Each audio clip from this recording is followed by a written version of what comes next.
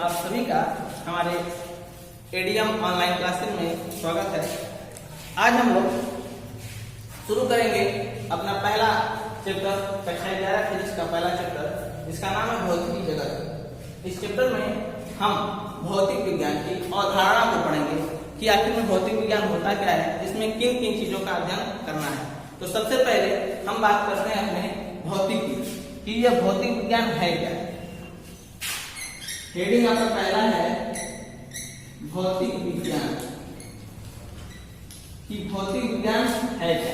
हम सभी जानते हैं कि भौतिक का अर्थ होता है हम फिजिकल, यानी कि जो भी कार्य हम करते हैं अपने शरीर के द्वारा या फिर इस प्रकृति के द्वारा या फिर यहाँ पे उपस्थित अनेक जीव जंतु जो भी यहाँ के और भी एलिमेंट हैं, इन सभी के द्वारा जो भौतिक कार्य होते हैं, फिजिकल वर्क होते हैं, उन्हीं की जो शाखा होती है जिसके अंदर उनको अध्ययन किया जाता है, भौतिकी जगत कहा जाता है। अगर सीधे सीधे शब्दों में कहें तो जो हमारा ब्रह्मांड है, तो ब्रह्मांड में अनेकों कार्य होते हैं। जैसे सूर्य है, सूर्य के चारों तरफ अनेकों ग्रह चक्कर लगाते हैं। हमारा पृथ्वी है, पृथ्वी के चारों तरफ चंद्रमा चक्कर लगाती है, वर्षा हो रही है, सूर्य से प्रकाश आ रही है। ये सारी चीजें हमारे भौतिक के अंतर्गत आती हैं। तो सीधे सीधे अगर परिभाषा हम देखें तो परिभाषा में मिलेगा ब्रह्मांड में घटित घटनाओं का सुव्यवस्थित अध्ययन, यही कहलाता है हमारा भौतिकी विज्ञान।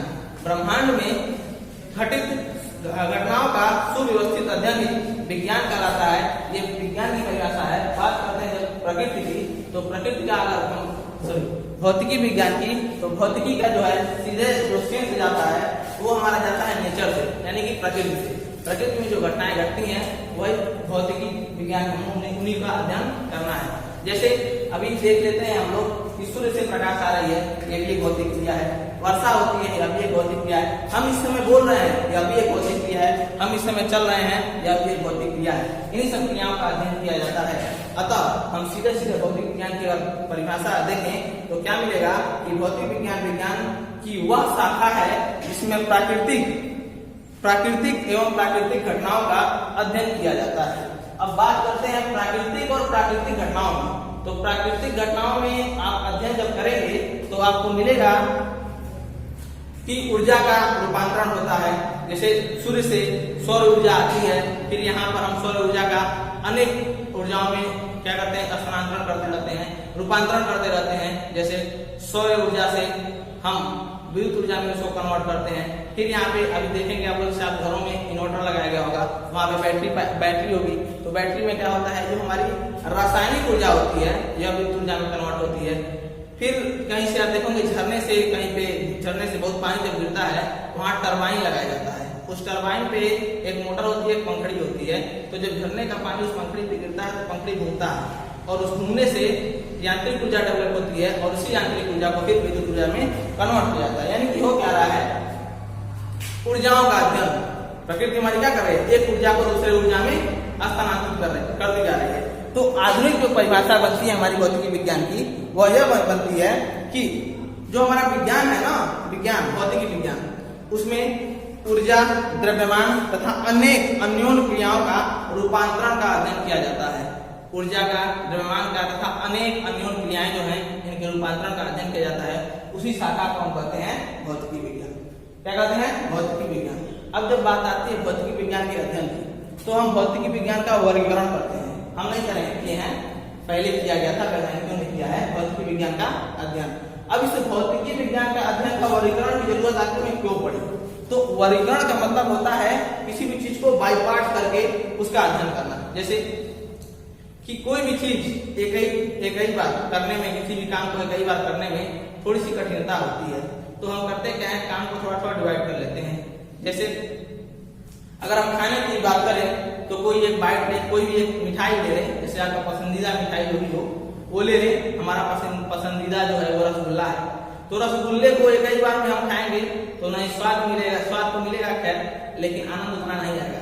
तो बाइट बाय बाइट यानी कि टुकड़े में करके अगर हम खाते हैं उसको तो उतना ही अधिक आनंद मिलता है। ठीक उसी प्रकार से भौतिक विज्ञान या जो भी चीजें हमारी जाती है, जो भी सब्जेक्ट होगा, उन सभी का वर्गीकरण किया जाता है। वर्गीकरण मतलब उनको कई भागों में डिवाइड कर दिया जाता है। तो कई भागों में डिवाइड करके फिर उनका जो अध्ययन किया जाता है वह सरलता पूर्वक अध्ययन होता है और हमें काफी अच्छाई से समझ में आता है। तो चलिए, तो जब इनका अध्ययन हम करते हैं तो अध्ययन किस वर्गीकरण जो हम करते हैं तो वर्गीकरण किस आधार पर करते हैं, या दो आधार पर किया जाता है, एक होता है स्थूल और एक होता है सूक्ष्म। अब आप कहेंगे कि स्थूल और सूक्ष्म क्या है, तो आपके नोट में इसकी डिफिनेशन दिखाई गई होगी। स्थूल का मतलब होता है इंग्लिश में जो कहते हैं मैक्रोस्कोपिक, मैक्रो MACRO मैक्रोस्कोपिक, और जो सूक्ष्म होता है इसे कहते हैं माइक्रोस्कोपिक। तो मैक्रो का मतलब बड़ा, स्थूल जो होता है बड़ा। जैसे अभी हम ले लो अपने शरीर को ले रहे हैं, तो जो हमारा शरीर है आपने शायद कहीं सुना भी होगा या पढ़ा भी होगा। शरीर हमारा जो है ना, ये दो प्रकार के शरीर से मिलकर बना हुआ है, एक होता है स्थूल, एक होता है सूक्ष्म। अब आप कहेंगे इसमें स्थूल क्या है, इसमें शरीर क्या है, उसमें सूक्ष्म क्या है। तो जो स्थूल होता है, जो बॉडी हमारी दिखाई दे रही है आपके सामने, यह हमारा इसका स्थूल पार्ट है, और जो इसके अंदर की आत्मा होती है जिससे जो कार्य करती है वही क्या होता है, सूक्ष्म पार्ट होता है, जिसको हम देख नहीं सकते। सूक्ष्म पार्ट को ध्यान रखिएगा, देखा आसानी से देखा नहीं जा सकता है। जैसे बातें करें कंप्यूटर की, तो कंप्यूटर जो है, कंप्यूटर में जो बाहर का हार्डवेयर होता है, जैसे कीबोर्ड, माउस, मॉनिटर इत्यादि, यूपीएस इत्यादि, ये सारे क्या है उसके हार्डवेयर है, ठीक ना, यानी स्थूल वाले पार्ट है। और लेकिन एक चीज और आता है उसमें, सूक्ष्म यानी सॉफ्टवेयर। तो जो सॉफ्टवेयर आता है, अगर किसी कंप्यूटर में सॉफ्टवेयर नहीं रहा तो कोई काम नहीं करेगा। यहाँ से क्या मिलता है हमको कि कोई भी स्थूल पार्ट है, कि कोई भी स्थूल बॉडी है, कोई भी स्थूल शरीर है, वो बगैर सूक्ष्म शरीर के कार्य नहीं करेगा।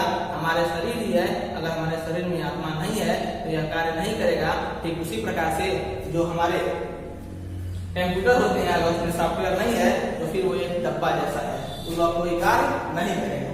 तो बातें यहाँ से हमको लगता है आपको समझ में आ गई होंगी कि स्थूल और सूक्ष्म होता है। जैसे ब्रह्मांड में जो घटनाएं घटती हैं, जैसे सूर्य है, चंद्रमा है, तारे हैं, बड़े बड़े ग्रह हैं, हमारा पृथ्वी भी एक ग्रह है ना। तो ये सारी चीजें, पदार्थ अनेकों, ये सारी चीजें हैं क्या, ये सारे स्थूल में लिए गए। किसमें लिए गए, स्थूल में, यानी कि बड़ा। स्थूल का मतलब मैक्रो यानी कि बड़ा। और जो सूक्ष्म में आता है, तो आपने पिछली कक्षाओं में अध्ययन किया गया होगा कि जो परमाणु होता है किसी भी पदार्थ का, कोई भी पदार्थ जो है वो पहले किससे मिलकर बना होता है, पहले परमाणु होते हैं, डाल्टन ने बताया था परमाणु, फिर परमाणु मिलकर अणु बनते हैं, अणु मिलकर यौगिक बनते हैं, फिर यौगिक क्या करते हैं, पदार्थ को बनते हैं। ठीक उसी प्रकार से आगे हम चल के देखें तो यहाँ पे क्या मिलता है। जैसे अभी जो ये हमारा पृथ्वी है कैसे बना होगा, पहले छोटे छोटे परमाणु मिट्टी के जुड़े होंगे, मिट्टी के, फिर जल के, फिर ये सारे, फिर एक अणु बनाए होंगे, अणु से यौगिक बना होगा, और यौगिक से फिर ये हमारा पृथ्वी का निर्माण होगा। ठीक इसी प्रकार से और भी जो अनेकों ग्रह हैं, अनेकों बॉडीज हैं, अनेकों हमारे चट्टाने जो हैं, ये सारी, इन सभी चीजों का निर्माण हुआ है। मतलब देखने में क्या मिला है कि सूक्ष्म चीजों से ही स्थूल चीजों का निर्माण हुआ है। सूक्ष्म चीजें यानी कि इलेक्ट्रॉन, प्रोटॉन, न्यूट्रॉन, आपने पढ़ा होगा पिछली कक्षा 9 में, इलेक्ट्रॉन, प्रोटॉन, न्यूट्रॉन परमाणु जो होता है वह 3 मूल कणों से मिलकर बना होता है। एक होता है इलेक्ट्रॉन, प्रोटॉन, न्यूट्रॉन। हालांकि मूल कण सिर्फ और सिर्फ 3 नहीं होते, और भी मूल कण आपको मिलेंगे। अभी 11वीं की कक्षा में जब आपको पढ़ाया जाएगा परमाणु संरचना, तो वहां पे बताया जाएगा कि मूल कणों को भी 2 भागों में बांटा गया है। एक होता है स्थायी मूल कण, एक होता है अस्थायी मूल कण। खैर वो बातें वहां की है, हम अपने टॉपिक पे आते हैं। जो हम जानते हैं कि जो परमाणु होता है वह 3 मूल कणों से मिलकर बना होता है, इलेक्ट्रॉन, प्रोटॉन, न्यूट्रॉन। क्या कभी किसी ने इलेक्ट्रॉन को देखा है? क्या कभी किसी ने प्रोटॉन को देखा है? नहीं देखा है, सिर्फ उसकी एक कल्पना की गई। हाँ, जो उससे और परमाणु की है, परमाणु से अणु बनते हैं। इन सभी चीजों को, छोटे छोटे कीड़े मकोड़े हैं, अभी पत्ते को ये ले लें तो पत्ते को एक आपका इंस्ट्रूमेंट आता है, बायोलॉजी में प्रयोग किया जाता है, माइक्रोवेव कह रहे हैं, माइक्रोस्कोप। तो माइक्रोस्कोप में क्या होता है, वही चीजों को, छोटी छोटी चीजों को देखा जाता है। जैसे पत्ते होते हैं ना, तो पत्ते बहुत सारे सेल से मिलकर बने होते हैं, बहुत सारे उसमें कोशिकाएं होती हैं। आप लोग देखेंगे तो पत्तों की ये लकीरें बनी होती हैं, उसमें कई साइडें होती हैं, तो वहां पे वही कुछ छोटी छोटी चीजों को दिखाया जाता है। तो जब हम किसी पदार्थ को रखते हैं माइक्रोस्कोप के सामने, तो वहां पे वो पदार्थ हमें दिखाता है, माइक्रोस्कोप में यही दिखाता है कि वह किन किन छोटे छोटे चीजों से मिलकर बना है। वही जो छोटे यानी कि सूक्ष्म मतलब होता है छोटा, जैसे कि इलेक्ट्रॉन, प्रोटॉन, न्यूट्रॉन। तो ये तो दिखाई नहीं देने वाले आसानी से, जो दिखाई देने वाले होते हैं वो यही होते हैं, उनके जो मूल कण होते हैं, मूल घटक होते हैं, जैसे अणु या आयन। अणु या आयन, यही सारी चीज दिखाई देती है।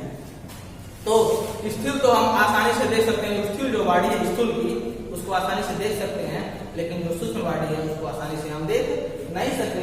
उसको देखने के लिए अलग अलग प्रकार के यंत्रों की आवश्यकता पड़ती है। चलिए ये बात है।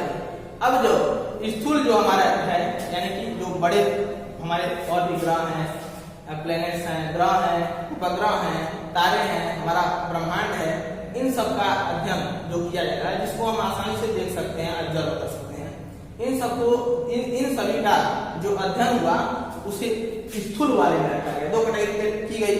पहला हमारा है स्थूल, मैक्रो, इसको मैक्रो, और दूसरा होता है सूक्ष्म, माइक्रो। मैक्रो, ये मैक्रोस्कोपिक, ये माइक्रोस्कोपिक।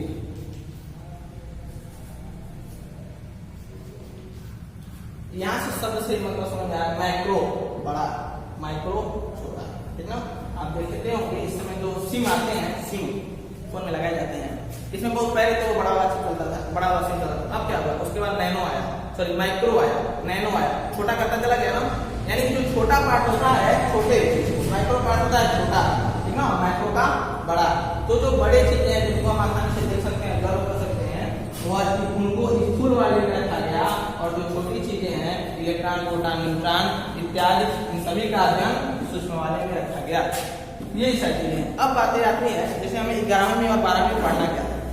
आप देखेंगे यहाँ 11वीं में जो चीजें पढ़ाई जाएंगी इसमें, वह स्थूल वाले को पढ़ाया जाएगा।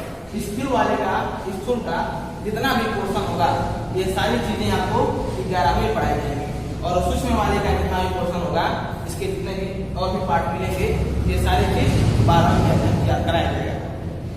11वीं के जो चैप्टर है वो अभी हम लोग जैसे भौतिक जगत पढ़ रहे हैं, इसके बाद आएगा मापन, बीमी विश्लेषण, त्रुटि, फिर आएगा गति जो आपने पढ़ा है, वेक्टर में मिलेगा आपको, गति मिलेगा, बल मिलेगा, केपलर के नियम मिलेंगे, ग्रहों की गति मिलेगा। ये सारी चीजें धीरे धीरे मिलेंगी, मतलब वही चीजें जिनको हम अपने दैनिक जीवन में आसानी से ऑब्जर्व करते हैं और देखते रहते हैं। कोई व्यक्ति चल रहा है, गति हो रही है, हम देख रहे हैं, क्या कोई व्यक्ति चल रहा है, हम देख रहे हैं। फिर यहाँ पे जैसे बल हम लगा रहे हैं इसमें किसी भी वस्तु पर, तो बल वो विस्थापित हो रही है, सारी चीजें हम देख रहे हैं। तो ये जो चीजें होती हैं जिसको हम देख सकते हैं, इन्हीं सभी चीजों का हम स्थूल में अध्ययन करेंगे, और वो अच्छा 11वीं के प्रत्येक चैप्टर में आपको अलग अलग चैप्टर वाइज मिलेंगे। सूक्ष्म में जो आता है, तो सूक्ष्म 12वीं में आपको मिलेगा विद्युत, और हम जानते हैं जो विद्युत होता है